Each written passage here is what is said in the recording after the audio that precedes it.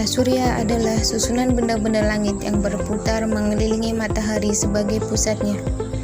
8 planet yang mengelilingi matahari adalah Merkurius, Venus, Bumi, Mars, Jupiter, Saturnus, Uranus, dan Neptunus. Mereka mengitari matahari pada lintasan atau orbit masing-masing. Berikut teori-teori tentang terbentuknya tata surya. Yang pertama, teori hipotesis nebula.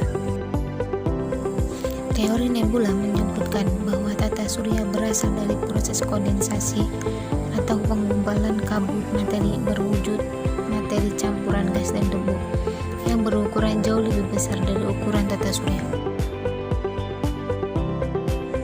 Yang kedua, teori pasang surut. Teori pasang surut pertama kali dikemukakan oleh Georges Louis Legerre-Comte de Bavent tahun 1707 sampai 1788. Disebutkan jika tata surya berasal dari materi matahari yang terlempar setelah bertabrakan dengan sebuah komet. Yang ketiga, teori bintang kembar.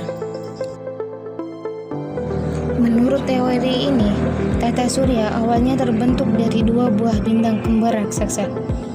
Kemudian, salah satu bintang dari bintang kembar itu meledak sehingga menghasilkan puing-puing dan debu.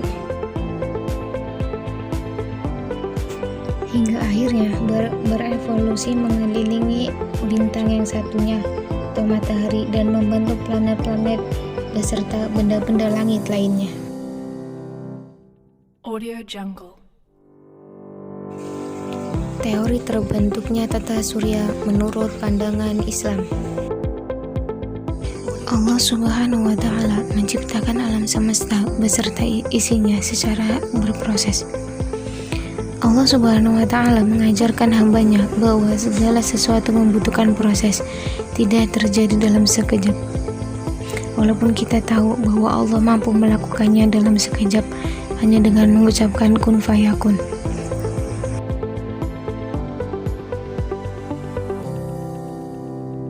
Al-Quran telah menjelaskan semua tentang teori pembentukan tata surya sebelum ilmu pengetahuan dan teknologi dapat menjelaskan itu semua. Allah telah berfirman dalam Quran surat Al-Sajdah ayat 4. Allah yang telah menciptakan langit dan bumi dan segala yang ada di antara keduanya dalam 6 hari. Kemudian Dia bersemayam di atas arsy. Kamu semua tidak memiliki seorang penolong dan pemberi syafaat pun selain dirinya. Lalu, apakah kamu tidak memperhatikannya? Quran Surat Al-Sajdah ayat 4.